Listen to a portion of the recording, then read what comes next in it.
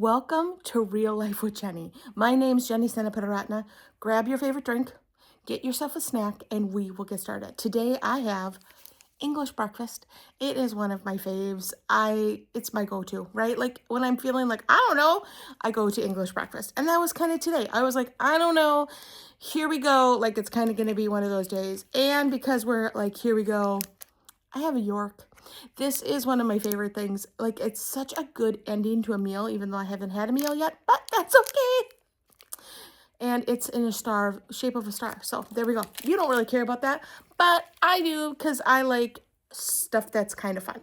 Anyway, so let's get real. I want to talk a little bit about some of my Bible reading that I've been reading. And I don't often talk about this, but it has impacted something in my life in such a really big way that I kind of wanted to share it with you. So I'm doing something a little bit different this year for reading, and it is not to read too much. So I always kind of end up like having this goal, and I always feel like as I'm doing it with my Bible, I get behind. You know how you're supposed to read through the Bible, Genesis to Revelations, and I say supposed to very loosely, but that's kind of what I grew up with, that's just what a Christian does, is reads the Bible every single year.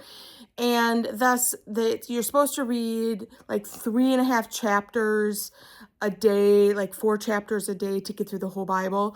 And I always end up about this time of the year, close to February, that I'm like a month behind. And so all of a sudden one day I need to listen to like 15 chapters to catch up with where I need to be. And so this year I am only allowing myself to read 3 chapters. Sometimes it's 1, but I can't read more than 3. And so I am just going to take it like that. And so far it's working really well for me because it is a get to, not a have to. Because I get to listen to just 1 chapter because I just want some nourishment. So it's been really positive. So I'm currently in Leviticus. Yep, that's where we are. We're in Leviticus. Actually, Leviticus and Deuteronomy are some of my favorite books of the Bible. And we'll get to that in a minute. But I was reading in Exodus, right? So, the Exodus is all about the exile and how they get out of Egypt. And during the time of Moses being up on Mount Sinai, he's there for 40 days.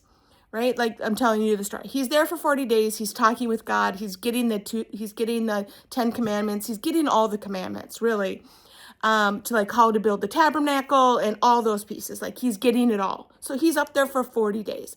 And so is Joshua. And who's left back at the camp but Aaron? And I kind of love Aaron's character. I know he's not a character. I know he's a person, but I love his he's easily swayed. They all came to him and said, who is this Moses character? He's gone. Build us a god. And Aaron's like, okay, yeah, bring me all your gold. And then they make a calf. And when Moses comes down, he's ticked. Like, I can't imagine spending all this time just in God's glory and coming down and seeing a bunch of people worshiping a golden calf that wasn't there when you left, going, what did you guys do while I was gone? Have you ever had that? All of a sudden, you look around and you're like, what happened while I was out? I just went to the grocery store, right? And Aaron's like, well, they gave me a bunch of gold. I melted it down and it popped into a calf. How was I supposed to know that's supposed to happen? No, this is Jenny's interpretation of Exodus. Now, what I love about this chapter and what I love about the Bible is just 5 chapters later. I mean, not even. We're in Leviticus, and God says, Aaron, who will be my priest, and his sons. And I was just like, God, he was the guy that popped out a calf. You really think he should be in charge of all the sacrifices and he's the priest? That's a pretty high thing. And so I've really been wrestling with that in the last few days. And God has just been I am a God of grace, even in the Old Testament. So often we think of the Old Testament and we think about God's rules and regulations and people dying because they don't follow the rules and all those kind of pieces. But even in the Old Testament, you see God's grace and love for his people.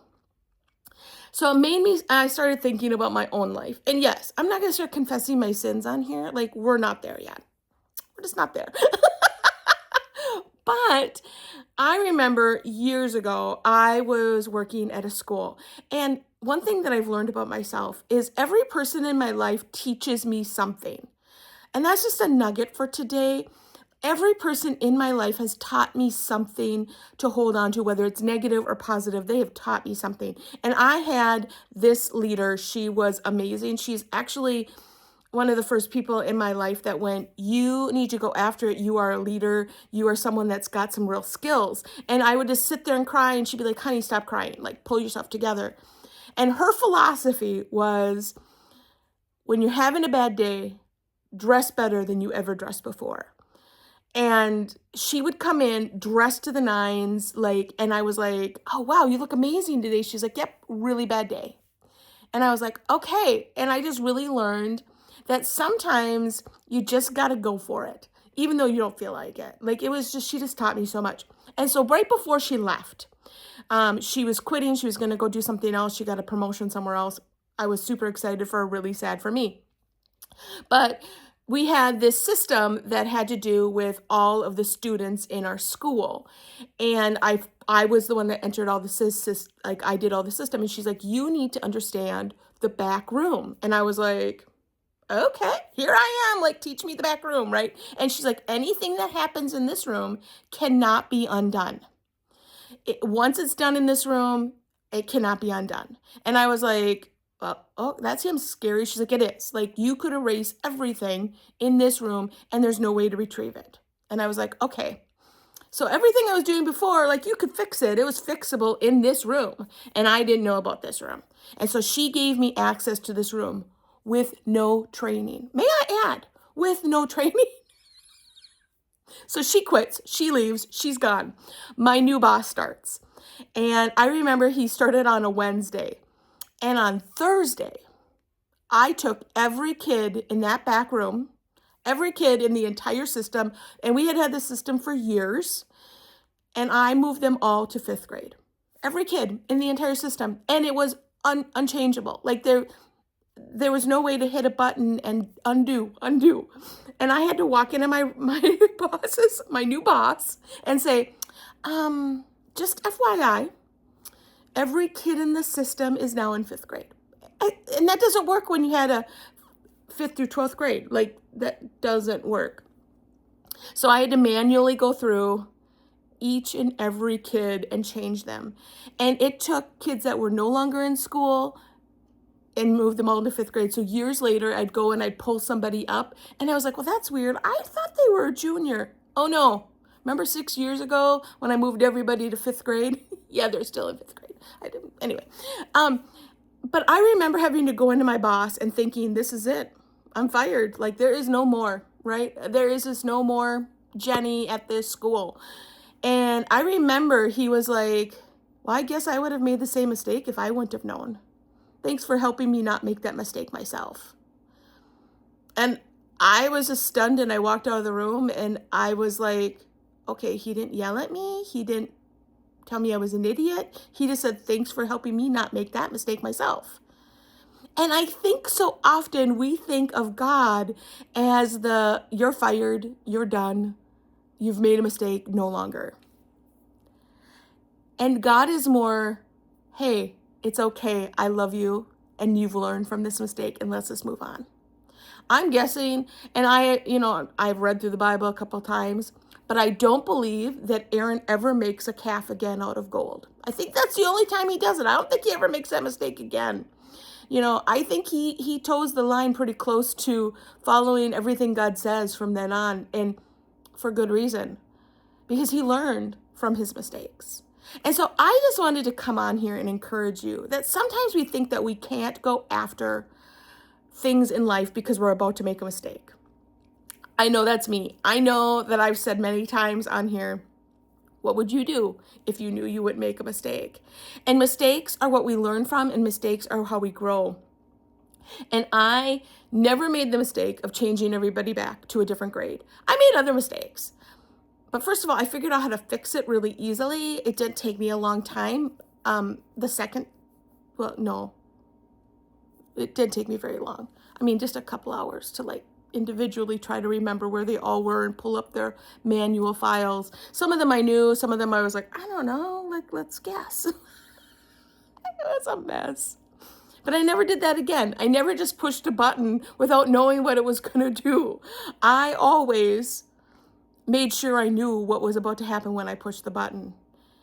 And I became a better employee, and I trained other people how to do it. In fact, when I left, I had trained most of the people that knew how to use it. I was the one that had trained them how to use the system because I knew what to do and what not to do because I had made all the mistakes.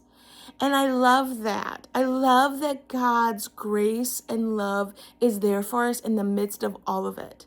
That God doesn't go, you know what, that's kind of a big one, right? Like when you look through the Bible and you look at what people did, and God still loved them and used them despite of their mistakes and despite of their sin and despite of the chaos that they were part of and their family of origin and all that stuff. God still used them in mighty and powerful ways. How much will God use you if you allowed him to? If you said, you know what, here I am, flawed, completely flawed, Lord. I do not have everything together. I have no clue what I'm doing. In fact, podcasting is far from my major skill set, but I am going to be obedient and step out and do what you ask me to do. Will you do the same? Will you say, God, use me, I'm flawed, and I'm okay with making a mistake because God's grace is sufficient for you. You know what? If you're not reading a scripture a day, that's okay. I know, I just lost some of you. But you know what? It's about a relationship with God. It's about spending time with him. It's about learning who he is. And if you're doing that in a different way, sometimes we can be in that season that's okay. It's okay to spend time with God in the way that works for you in this season. If you have littles and you're running in 150 directions, or you've got elementary kids, I always thought that like toddlers were the worst. I think elementary, where they're in every sport and they're in a play and they're in a music thing, and then you've got all the teacher stuff and all the homework. Oh my goodness, my heart just started pumping a little bit faster just remembering it. It was so stressful. If you're in that season, give yourself a moment to go, God's grace is sufficient for me. It is okay if I don't read 3.75 chapters of the Bible every day. Maybe some days I go back to the scripture that runs through my head, which this year is taste and see that the Lord is good. For those who are in his presence, find joy.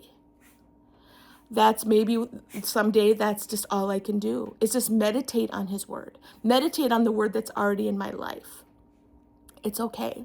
You see a scripture on social media and you're like, I'm going to hold that scripture today because you know what? That's all I got time for. And it's okay because it's about spending time with him. So give yourself some grace because that is who God is. Yesterday, today, and tomorrow. He will give you grace. He's going to give you a lot more grace than you're going to give yourself. Well, that's all I have for this week. I hope that you understand God's grace, that he is so much more than rules and regulations. He wants a relationship with you. He is there to just spend time with you. Well, you can find me on Real Life with Jenny on Instagram and on Facebook. Come join us. We have so much fun. At least I do. I think we have fun. But join us. We would love to have you there with us. You can also support this podcast by going to Buy Me a Coffee. You can see the link below. You can go to my website. All that kind of stuff is in the show notes. So just excited for what God's doing. As I am reading through the scriptures, I hope that I learned some stuff and I can bring it to you. I don't know if I learned this or if I was just reminded that God's grace was in the Old Testament, which is hard to find sometimes. That God was like, you know what? You are a leader of the people, and I see potential in you, and I'm gonna raise you up to be a priest, even though you didn't technically earn it. Love that. I love that. That's how God works, and He can work that in your life too. You guys have a great week.